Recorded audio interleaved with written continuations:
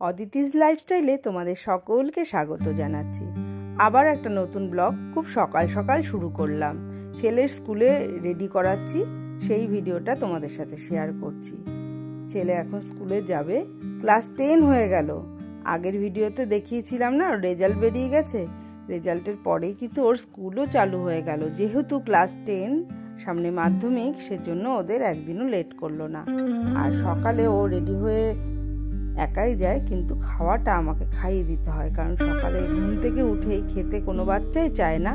তা ও তো এখন বড় হয়েছে, আর অন্য টাইমে ও নিজেরটা নিজেই খেয়ে নেয়, কিন্তু স্কুলে যাওয়ার সময় আমি ওকে খাইয়ে দিই। এবার রেডি হয়ে গেছে, বেরোচ্ছে, বাইকে করে যাচ্ছে, কারণ স্কুলের গাড়িগুলো এখনও অ্যাভেলেবেল দেয়নি। তার কারণ সব ক্লাস তো শুরু হয়নি, শুধু ক্লাস 10 আর 12 শুরু হয়েছে। সেই কারণে ওর বাবাই ওকে দিয়ে আসছে এবং নিয়ে আসছে।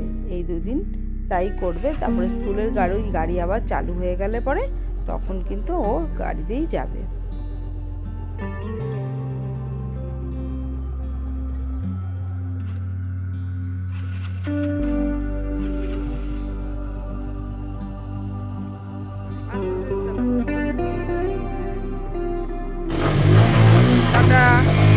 টাটা, সাবধানে যাও।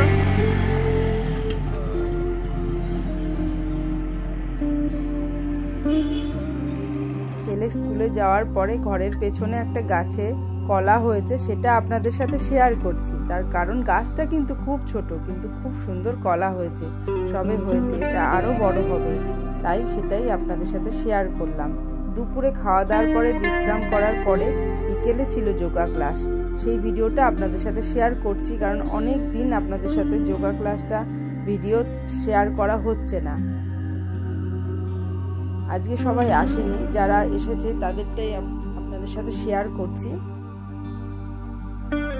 কাউকে কাউকে আপনারা অনেকবারই দেখেছেন।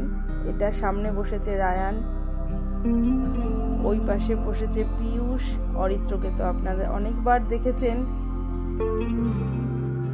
আমার ছেলে, ও স্কুল থেকে এসে বেশি সময় বিশ্রাম করতে পারেনি বলে আমি বললাম সব ব্যায়াম করতে হবে না, অল্প কিছু করো, যেটা করলে কোনো প্রবলেম হবে না, কারণ খাওয়া দাওয়ার অনেকক্ষণ পর ব্যায়াম কিন্তু করার নিয়ম। আর যোগ আসন এটা করলে শরীর, মন সমস্ত কিছু কিন্তু ভালো হয়ে যায়। সুস্থ থাকার উপায় কিন্তু যোগাসন। তাই সুস্থ শরীর, সুস্থ মন চাইলে করো যোগাসন। এই কথাটা কিন্তু এই বাচ্চাদের আমি প্রত্যেক দিনই বলাই, মানে স্যার যে আসেন উনিও বলান, এবং আমিও প্র্যাকটিসের সময় এটা ওদেরকে বলাই, যাতে ওরা মন থেকে যোগাসনটা করে। যোগ কিন্তু একটা সাধনার মতো, একদিন করলাম আর একদিন করলাম না এরকম ভাবে না, মন থেকে যোগাসনটা প্রতিদিন করলে কিন্তু সুস্থ থাকা যাবে। অন্যদিন আপনাদের সাথে কোন ব্যায়াম করলে, কোন যোগাসন করলে কি উপকারিতা, সেটা আপনাদের সাথে শেয়ার করব।